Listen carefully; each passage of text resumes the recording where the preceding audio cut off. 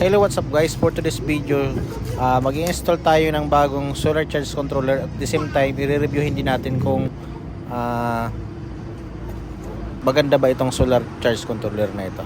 So ayun, so out of the box, may kasama siyang manual. So ngayon dito i-install natin siya.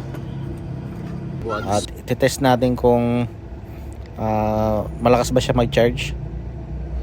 At okay, so dito, try natin siyang obserbahan yung charging niya natirik ang araw, at dito nakita natin na ang pinaka maximum lang na nakita natin or na-record natin na harvest niya ay 10 amps lang.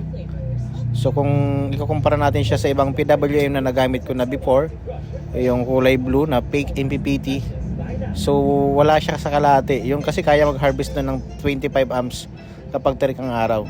So itong bagong PWM natin hanggang 10 amps lang, nalilimitahan doon. Although na-check na natin yung kanyang settings, pero hanggang doon lang talaga ang kaya niya.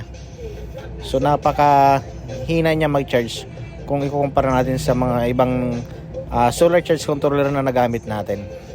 So yun lang, yun ang cons ng na to, solar charge controller na ito. Although maganda siya tingnan, malinis, at makikita mo yung display niya maganda rin. Dahil andyan na yung amps na yung input niya. So makikita na natin yung mga indicator niya. So yun nga lang, hindi natin nagustuhan yung kanyang harvest na yun naman talaga ang pinakamahalaga sa lahat. So yun lang masasabi ko sa solar charge controller na ito. Kung i-rate natin siya 1 to 5 ang pinakamataas. So ang score na ibibigay ko dito sa solar charge controller na ito ay 1. So siya ang pinakamahina na solar charge controller na nagamit natin sa pagsusolar natin.